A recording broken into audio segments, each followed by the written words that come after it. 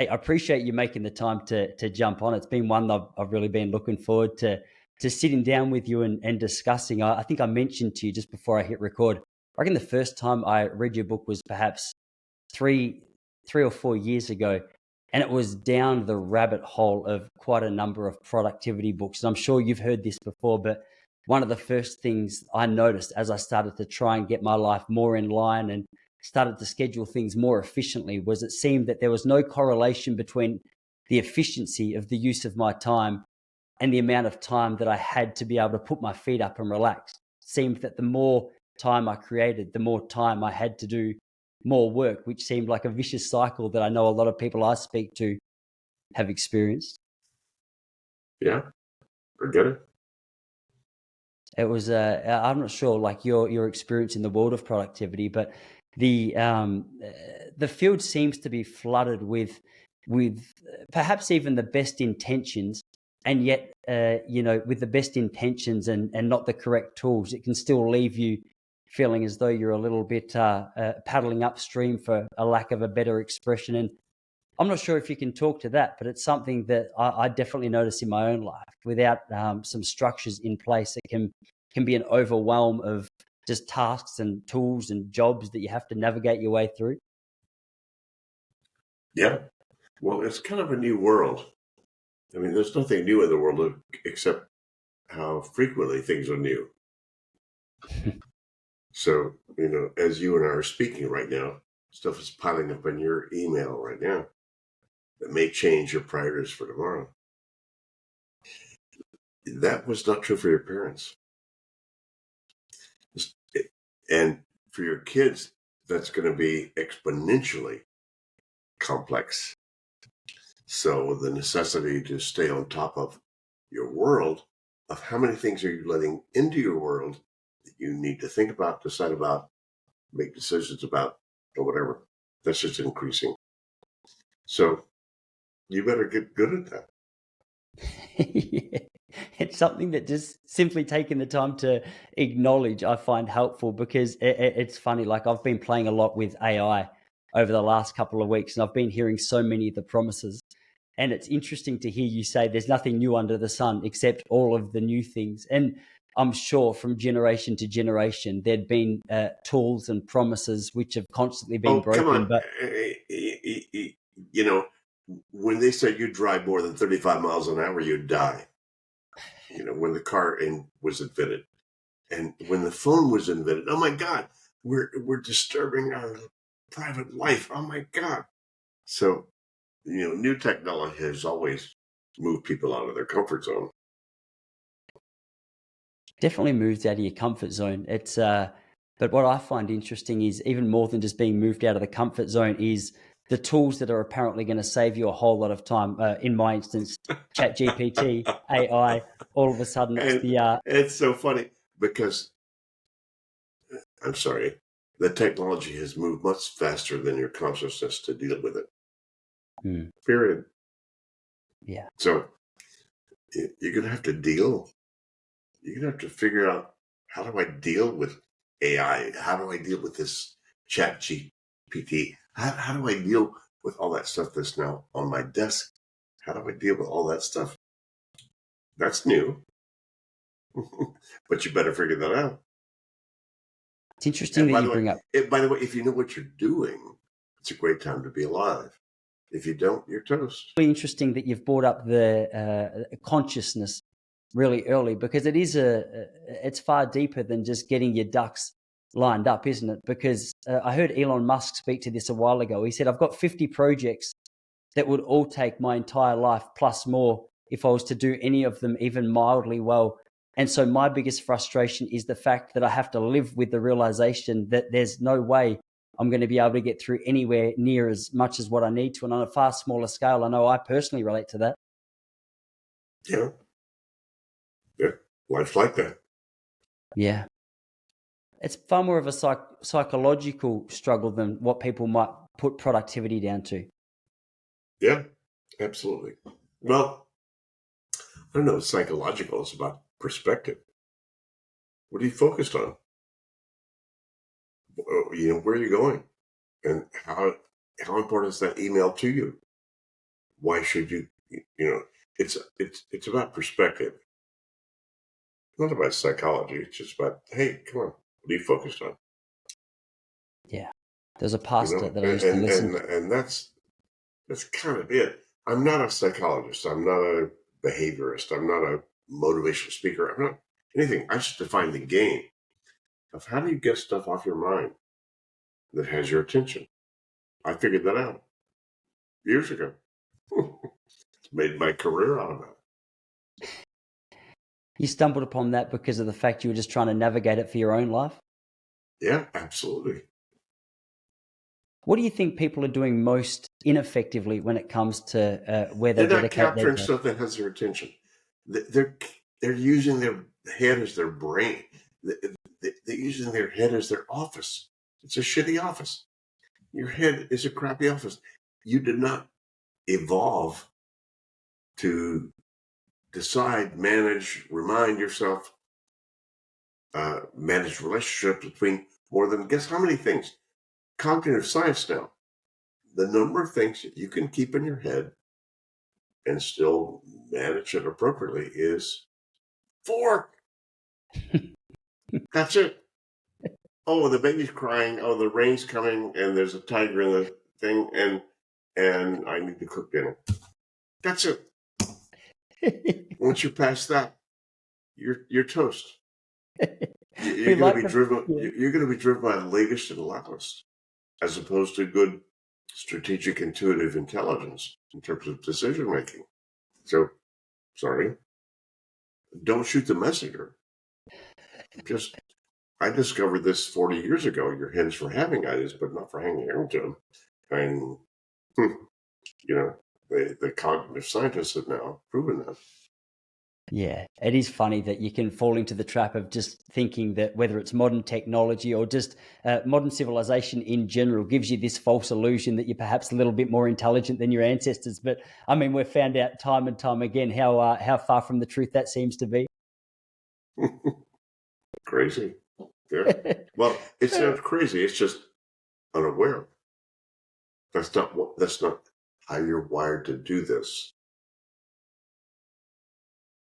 As a foundation for people who are, because here's the thing that I often find. I mean, I see this in my own life, and everyone I speak to who I'm close enough for them to be honest, yeah, sure, they might go, yeah, well, he's right. There is only 4 things that you can focus on, but there's 25 things in my day that demand my attention, whether it's like my 2 kids yelling at once or my wife. So it's either just doing a whole heap of things very ineffectively, or saying, you know what, I'm actually going to narrow in on what is truly important, what I can actually focus on, and build my days around that particular, focus, skill, job, whatever it may be. Good luck. How did you manage to Ha- come up with the system for getting things have done? You said no you. idea. I just came up with a system for myself. Mm. Worked with my consulting clients that I was working with. Worked for them. Somebody asked me in a big corporation to design a training program around this, which I did. Highly successful.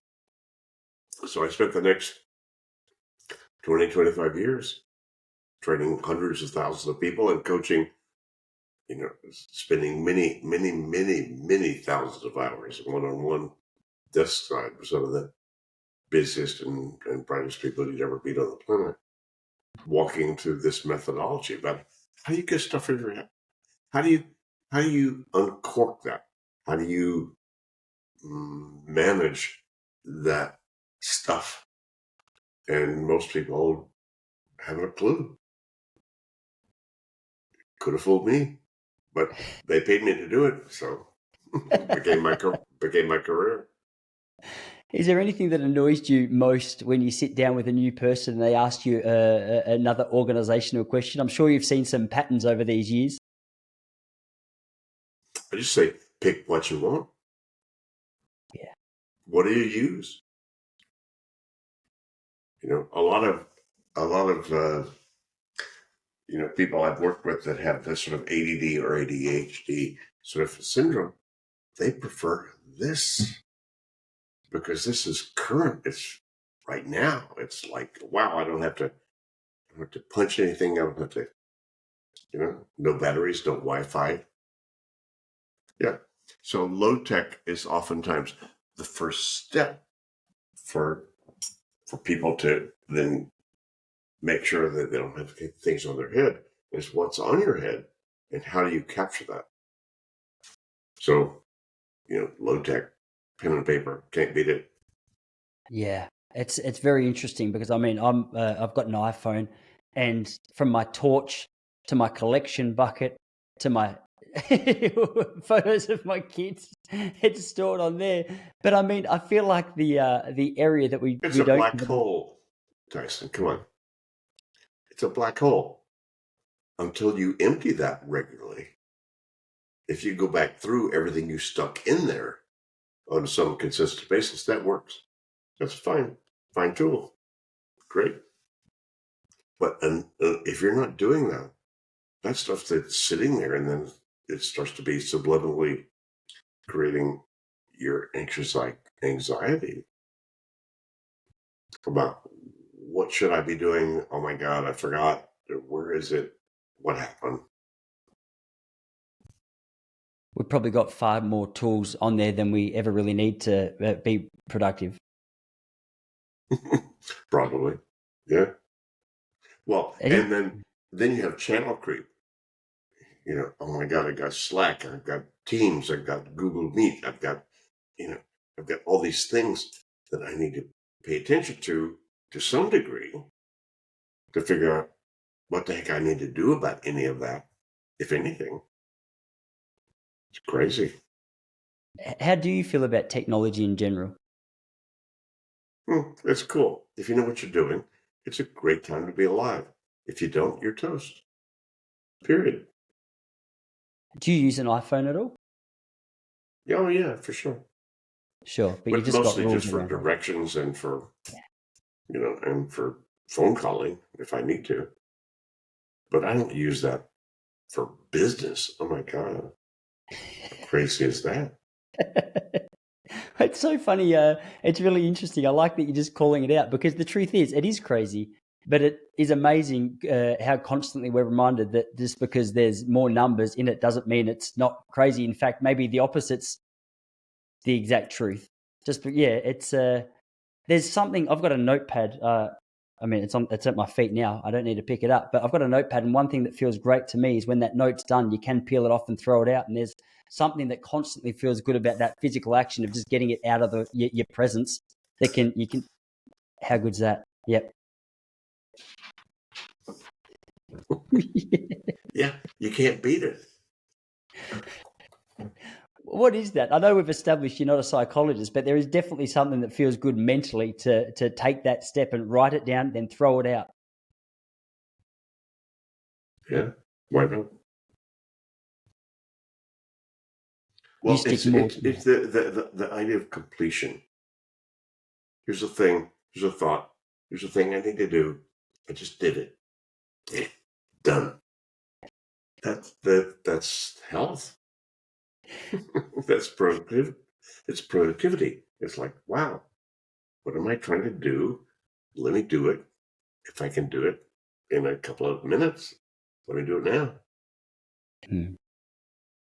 The one system that you came up 40 years ago, it's the system that you still use to this day. Nothing's changed. It's like, all right, this works. Why change it? Yeah. Well, come on.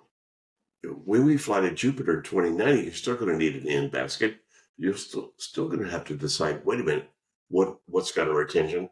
What has the next action? Who's doing it? This is evergreen productivity, outcome and action.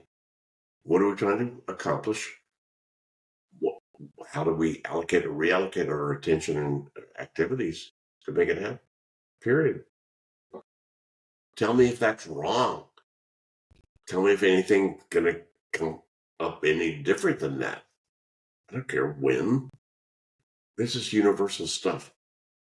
But most people don't do this, interestingly, as a basic behavior in terms of how they manage the stuff that shows up in their mail, the stuff that shows up in their in baskets, in their email.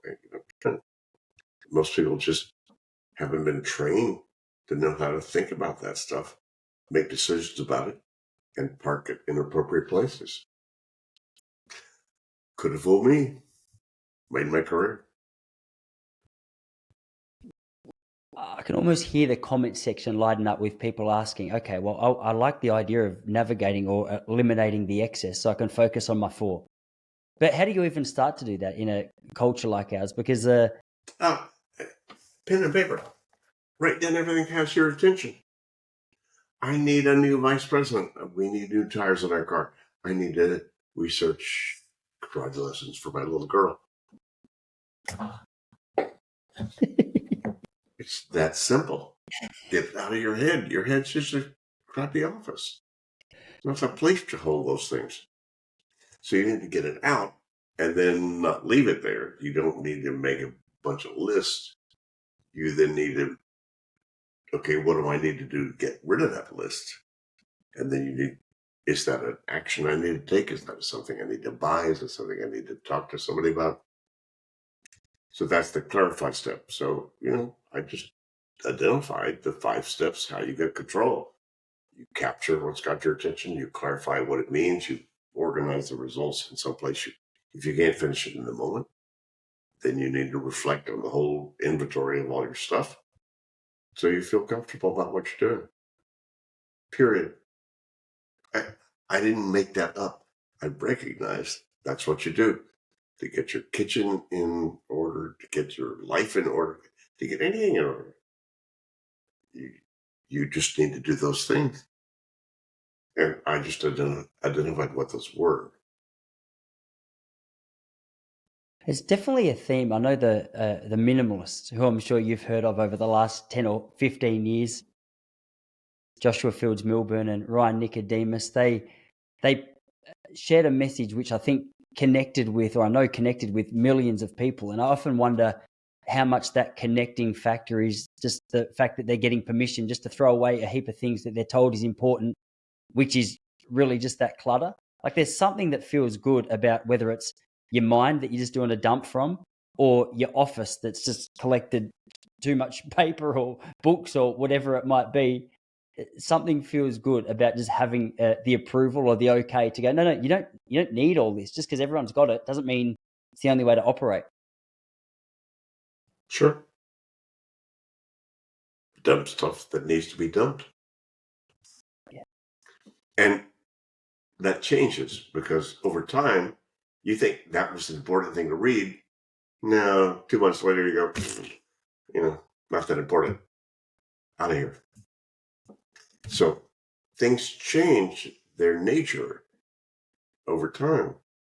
So you need to stay, in order to stay organized, you need to stay current with what's currently relevant. And that changes. Believe me. Do you have an electronics drawer of weird stuff you've collected that you don't know what it's for, but you think you might need it? You think you might need it? At some point you go, I've had that for 2 years. Out of here. Yay. So that's the kind of what I'm talking about, like staying current with your agreements about yourself, with what's relevant, what's current, what's needed, whatever. It's a constant process. You don't ever end that process. Look, I'll be 80 years old next year. I still have to do this. I still have to go, wait a minute, David, is that a note I need to do anything about? I don't know. I gotta figure that out. You don't get rid of that job. Does this apply to your physical space as well? If someone from the street walked into your house, would they look around your living room and go, "Man, you don't own much stuff"? Like, are you a bit of a not a clean freak, but you just don't have excess bullshit, for lack of a better description? We're pretty minimalist about all that. I guess it'd be hard to dedicate. Yeah, Nothing there we don't need. be hard to dedicate your life and your career towards helping people eliminate the excess from their life and just collect stuff in your lounge. You never know what's excess. I saw a video of Who was it? The guy who designed socks in the UK. A fabulously creative guy. And he had his whole office full of toys and stuff and all kinds of things. Because he liked that. That's what gave him ideas and inspiration for whatever his next designs were. So there's no right or wrong about how much you need to keep where to be organized. It may be a little bit, it may be a lot, but that's up to you personally. Sure. So the idea of selling someone a promise of minimalism is going to help you find the answers is like a little bit of a... Well, no. Minimalism is great, but how minimal is minimal? Yeah. You don't know that. You just need to go, that's not necessary. I do. That still might be useful. Keep it around. Could be a lot, could be nothing, could be anything. So understand minimalism, if what you mean by that is only things that have meaning for you. Couldn't agree more. But that might be a lot of stuff, and it might be nothing. So I have no judgment about that, or think either one is better.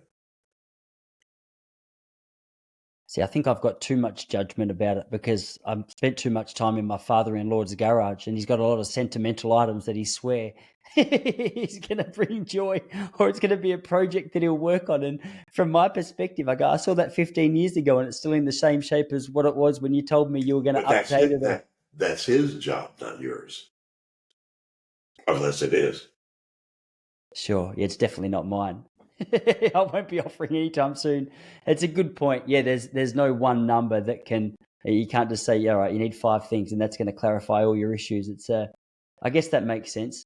It's funny though. Like I think there's something in people just almost wanting a prescription. Like maybe the idea, just to stay with minimalist as an example, like maybe something that clicks is uh, people are attracted to that magic formula, aren't they? Like we like the idea of just being told exactly what to do, and it serves as almost a scaffold so we can go, okay, stay within these barriers, and then our life's going to be more free.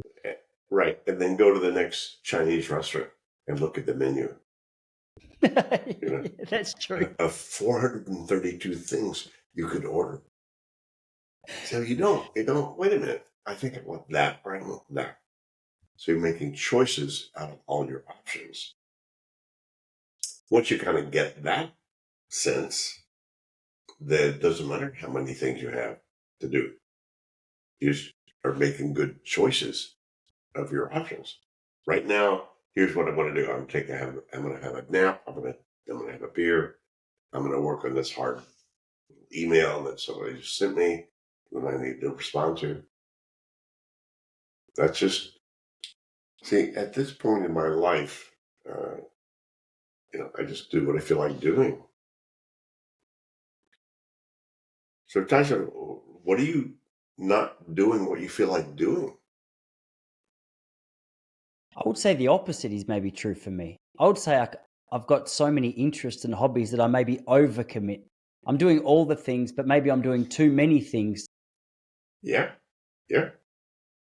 Which seems to be a trap people fall into. I know at some point there's a point of diminishing returns. And pick one. Yeah. And then feel okay or not. Say, oh, wrong choice. Pick another. It's a Chinese menu.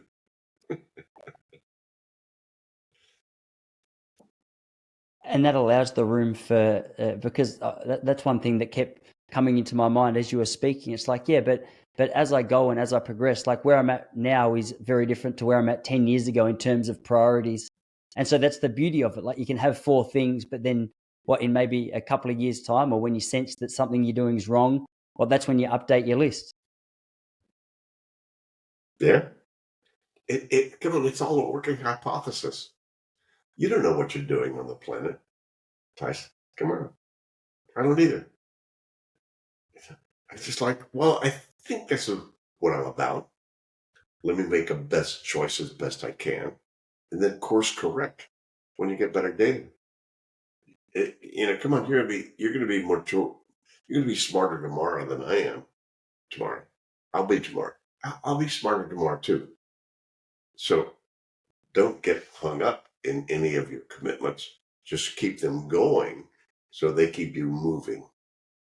Yeah. And that's what will give you the information you need. Yeah.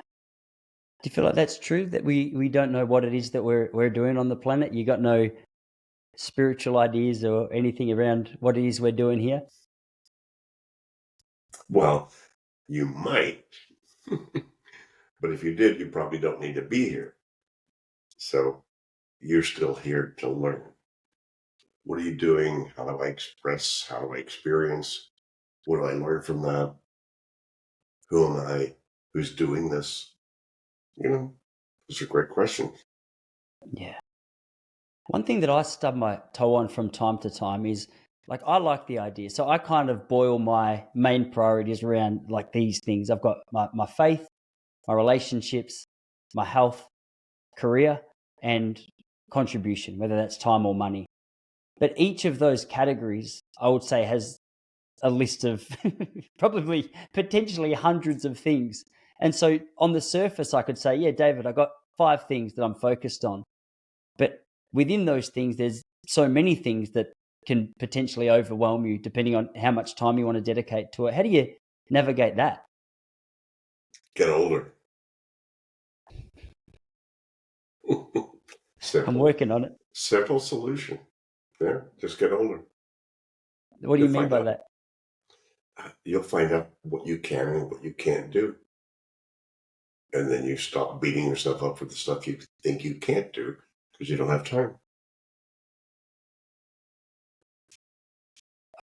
I've got a neighbor who's 83 across the road, and it's actually a sentiment I left when I had a conversation with him a couple of days ago. I speak with him quite regularly, and he said that. He goes, I'm at the point in my life now where I realize I'm not about to go out and start a new empire, and I've kind of made peace with it. I don't feel stressed about that.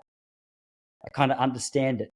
And I go, it sounds like a pretty free way to live your life. I'm 37, David, and I can tell you there's a lot of 37-year-olds who definitely don't have that attitude, myself included. Yeah. Yeah, don't worry. I mean, I'll be 79 in 2 months, so, twice your age. Uh, give it up. No, don't give it up.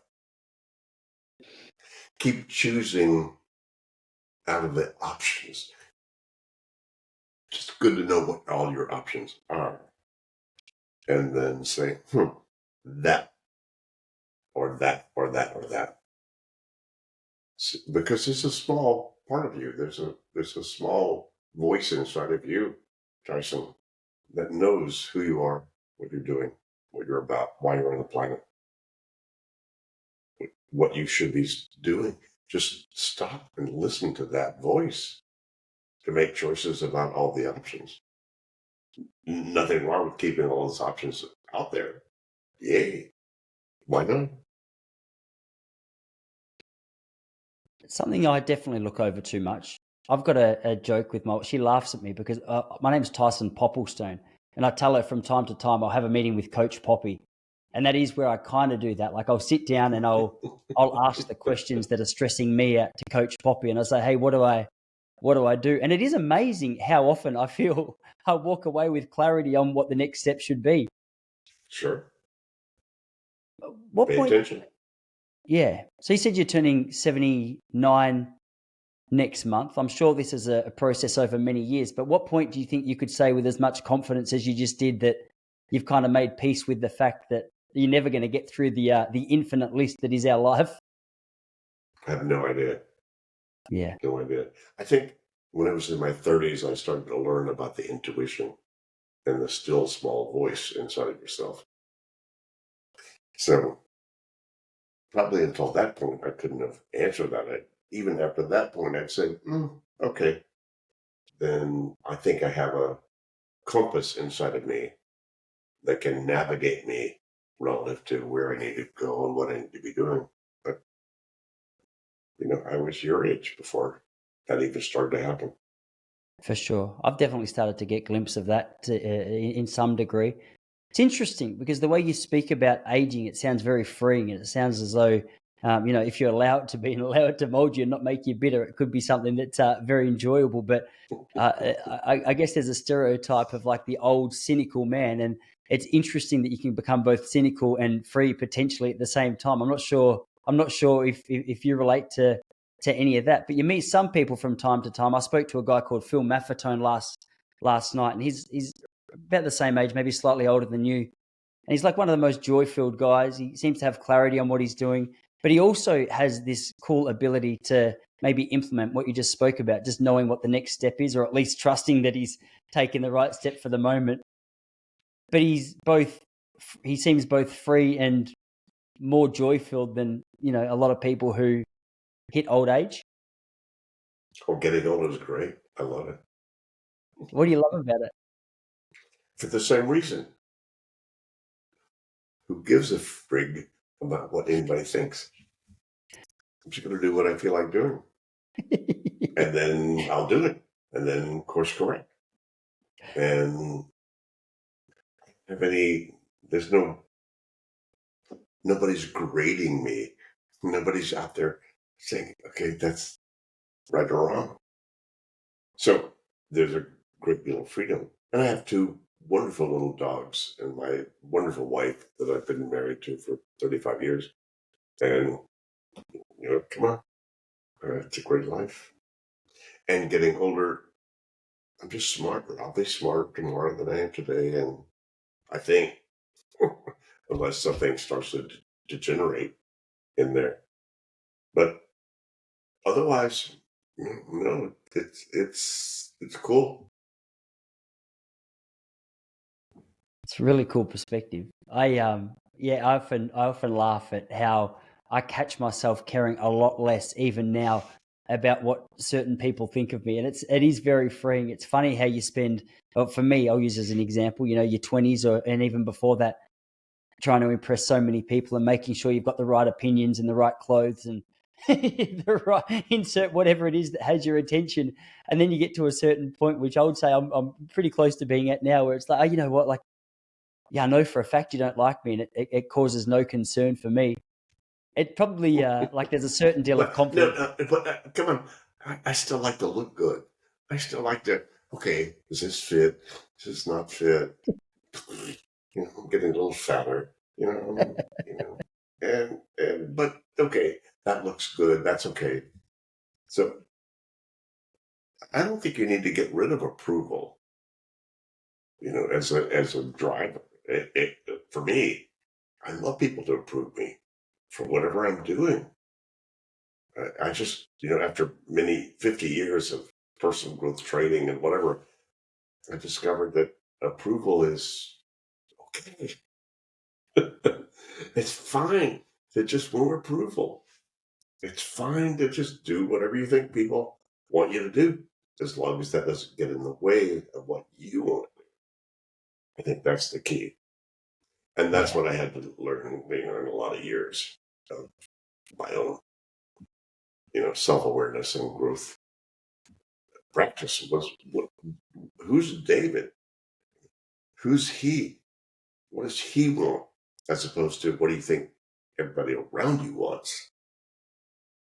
So it was fine to have everybody around me, and to say, okay, here's what I want to do so that they like me, so that I have that kind of approval.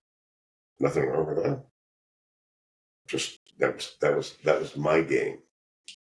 yeah, Does that make sense? yeah. It does. It does make sense. So I guess what you're saying is, as long as like your sense of self worth isn't based solely on getting the approval of Yeah, others for what they want for absolutely. you. Yeah, yeah. Don't negate what's true inside of you about all that. Yeah. What were you doing before you spent your times doing this every day? What was your job that you were working your way through when you realized you Many needed some jobs. Oh, form of? I was trying to find myself, and God, truth, and the universe. So meditation and spiritual practices. Got a black belt of karate, and but none of that paid the rent. So I just wound up working. I wound up working with friends, and I could help them kind of do what they were doing, their systems and their efficiencies and so forth. And I like that. So I became a consultant. So that was 1982. So you're talking a lot of years ago. But I haven't stopped that. That's what I've been doing ever since. And what did that transition look like? Like you said, you came up with the rules for yourself. Like, was that immediately a book, or how did you know it was a book? You passed it on to some mates, and they go, No, I had you no know what? idea. I had no idea. I had no idea, Tyson. I I thought there were a whole lot of people making a lot more money than me who'd already figured this out. Wrong answer. They hadn't. They just wanted what I had because it gave more room to do more of what they were doing. So that was a long discovery of mine, over many, many years to then develop what then became getting things done or getting GTD and the methodology that I came up with to really formalize or objectifies, you know, what it is we do when we get control of situations and how do we do that. And so could have fooled me. I was not an aspirational entrepreneurial kind of guy. I was more of a researcher and an educator than anything else. I'm not even a motivational speaker. I don't really care what people get about what I came up with. I just I just produced it, the game about how you get control of your life in a way with as little effort as possible. And wrote the book about it. And I had no idea how popular it would be, what I would do about it. And then here I am.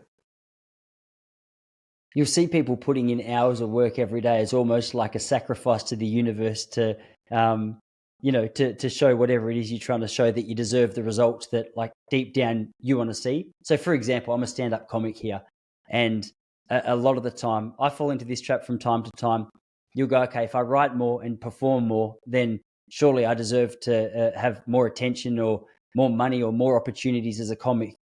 And you go, okay, on paper that sounds nice, but the truth is there's comics who do far less of all of those things, who have a far bigger platform. Like Kevin Hart, I've heard his writing process. He's perhaps the greatest comedian of our time.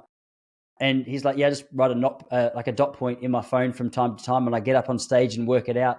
So there seems like there's not always a correlation between the amount of, I don't want to say commitment to your work and the results, but it seems like what you've produced, which is, obviously the numbers speak for itself, wasn't something that you'd had some real anal, strict plan to come up with in 5 years to change the lives of those who read it.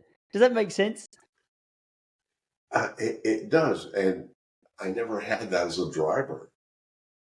It's kind of like, yeah, high aspiration, no expectation. Best formula for life. That's a Be cool, really yeah. cool if this happened, and who cares if it Yeah. doesn't? And There's so, a guy, yeah. Sorry to interrupt yeah, you. There's a and guy I so like called, that was my driver, really, or that was my impetus, and so I just did it. I had a good friend of mine, a guy, who wrote lots of popular books. He said, David, my God, he met me in airport. He said, how did, how did you get your book to such a bestseller? I said, it's a good book. It works. So what I wrote about were just the truth about what works in this area. I had no formal traditional education in psychology, business, or time management. I just wrote the book out of my own experience. And based upon that, it became a bestseller. It became, oh my God. People said, oh my God, this is wow. Here's now. And then, especially the high tech world, it hit a nerve. And, then I became, after first book, hardback 2001, paperback 2003, became a bestseller then, because people then sort of gave it around to everybody around them that they knew. I said, hey, this really works. Could have fooled me. There's a Franciscan priest I like called Richard Raw, and he's got a similar attitude towards the work that he does, as you just explained, from like a more religious sense. He says you got to work as if it's up to God, but pray as if it's up to you. Like, understand there's probably not going to be any direct correlation between the amount of work you put in the results you see. But hey, just keep throwing out what you want to see, and you know, try and maybe separate yourself from the emotions of that pursuit. Yeah, good advice. Because it can be an emotional pursuit. It's interesting. Did you say you started this stuff in '82 and you wrote the book in 2001? Yeah. So that 19-year period, you're obviously speaking quite a lot. But I mean, it seems like hundreds of thousands of people I've trained in the corporate training world, and coaching, thousands of hours desk side with some of the busiest people you'd ever meet. Just applying what I'd come up with to help them do what they wanted to do. So yeah, in 2000, and I guess in 1997, somebody said, David, you should write the book. How do you write a book? My first next action was to buy 3 books about how do you write a book. Oh, wow. Okay, should I get an agent? Should I do? I had no idea. So that was all, how this all kind of started, was the fact that I knew this worked. I knew it was, anybody who implemented any of what I'd come up with improved their conditions in work and life, period. And by that point, between 1997 and 2001, I was working with one of the big financial firm that you had to stand toe to toe with some of the best and brightest and busiest people you'd ever meet. And it went viral inside that culture. I said, well, okay, if it goes viral there, I think I can trust this works. I don't think anybody can poke a hole in the getting things done methodology. So I wrote the book. And then who knew? Had no idea how popular it would be, whether it would sell or not. I just had to write it to get the manual out of my head in case somebody picked it up and said, okay, gee, if I got run over by a bus, here's how I do that. Yeah.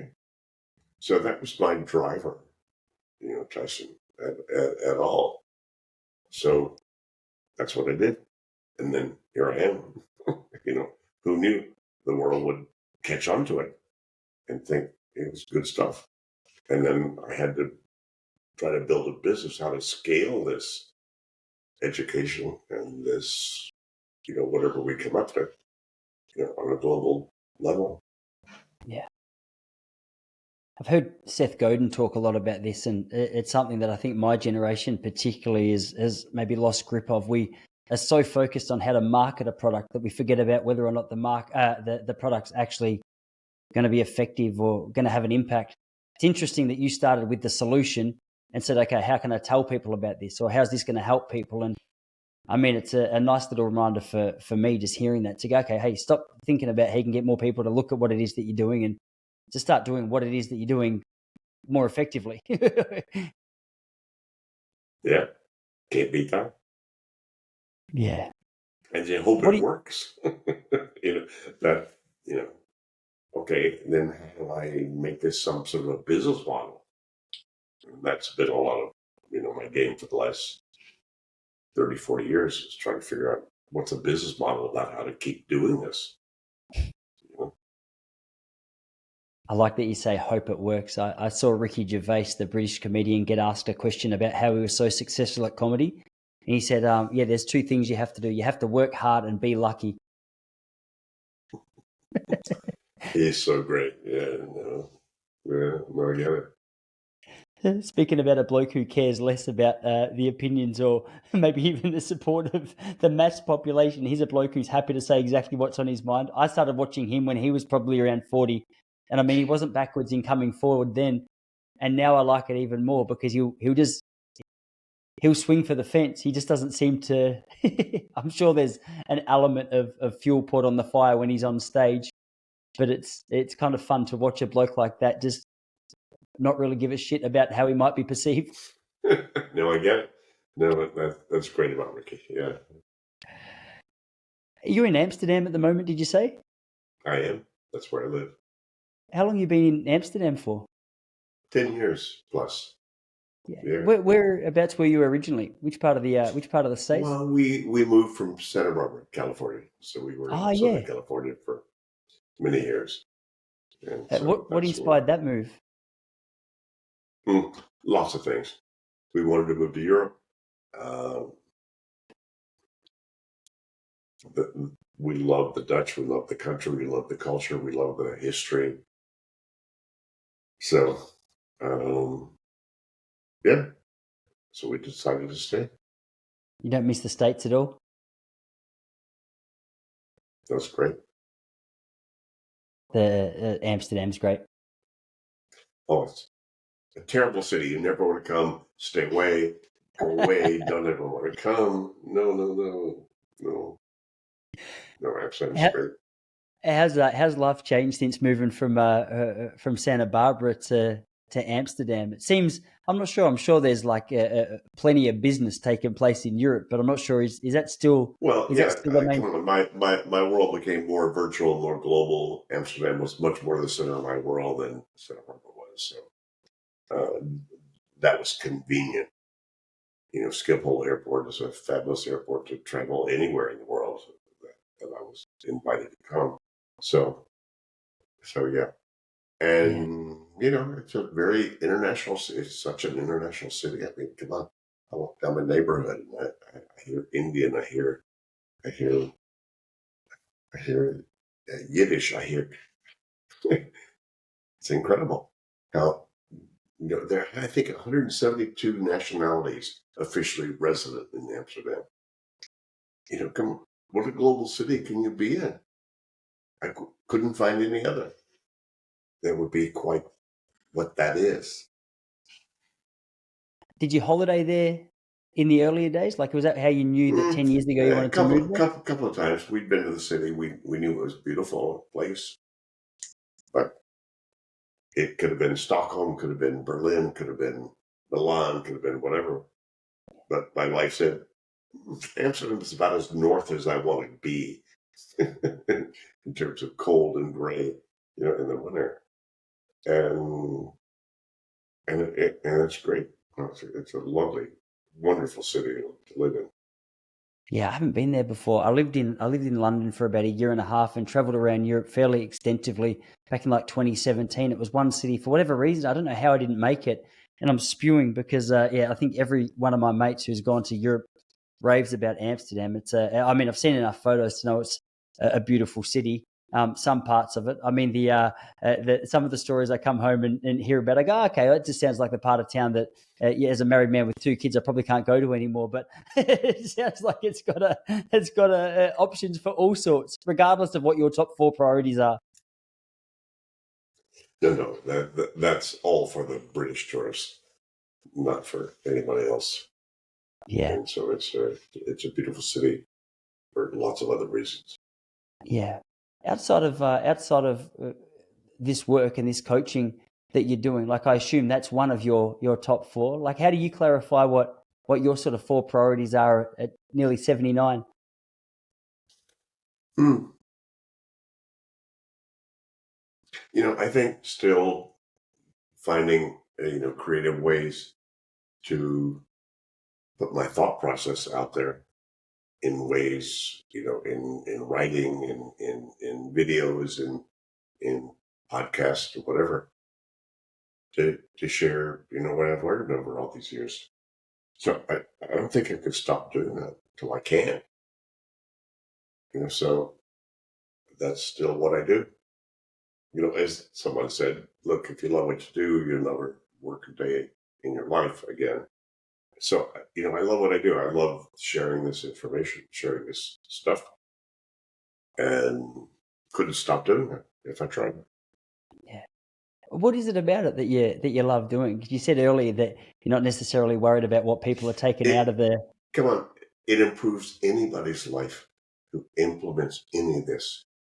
They get more stuff out of their head, clarify next actions on and outcomes of things they're committed to achieve, put those in some place that they can see in some sort of a regular, basis in terms of some sort of an external brain. They're going to improve their life.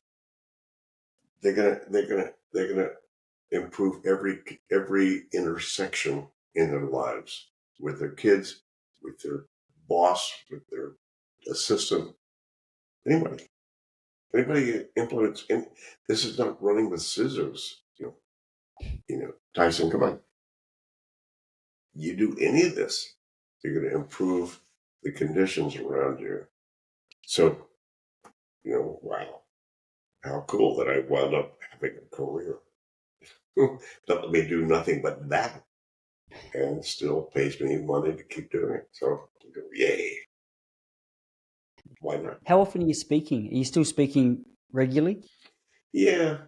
And not so much, pre-pandemic, I did a lot, but now we have a lot of certified licensees who've been trained to do this work and to spread it in their languages of their country. So a lot of them are now sort of the stars in their own countries, with this work.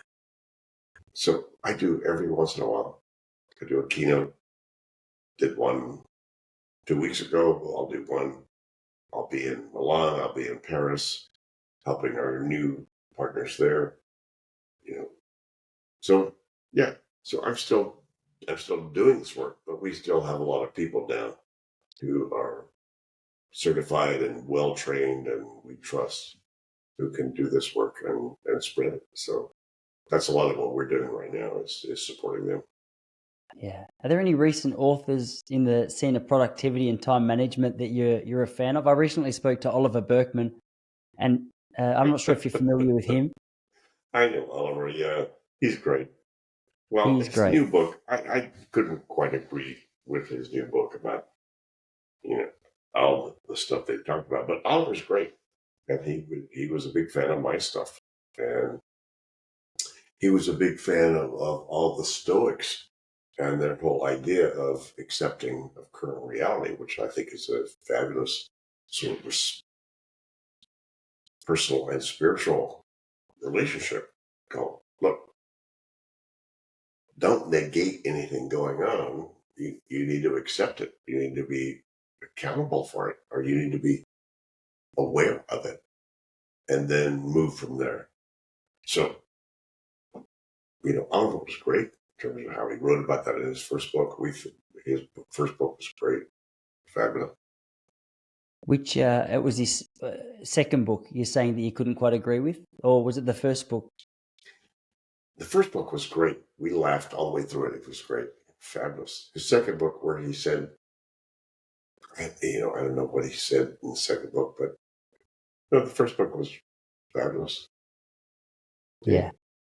Kind of threw that name at you without giving you a chance to answer the question, but he's one that stands out to me as a guy that some people seem to present a message and it comes with the added value of taking a huge weight off your shoulders. Obviously, your book is in that category as well for not only me, but for so many people that you've just spoken about. But he's another one. Seth Godin, a lot of what he writes, I have that same impact, very practical stuff that I go, it's also, you make me breathe easy. There are a couple of names that really stand out to me, but yeah, who sort of stands out to you? Nobody. Sorry. I don't read. If they show up, that's fine. That's cool. And Seth and Oliver, they've done great work, Yeah. written great stuff. So yeah. You just don't read other productivity books, or you don't read? No. Why should You don't enjoy any kind of reading? I? Mysteries are Sure. great. I love those. Yeah. If I get a chance to go on a vacation, I'll get 2 or 3 murder mysteries in books. That's my pleasure. Yeah. I think I love the honesty that you say that with, because I think most people like to pretend they read more than they do. No one's so honest about the fact they don't read. I don't. No desire. That's awesome. That's so funny. That's just, have you always been that way? No. For many years I've read, well, that's a nice book. I need to read that book. I need to read that book. Now I'm going, I don't. I love it. Why? It's so Why good. You should got to.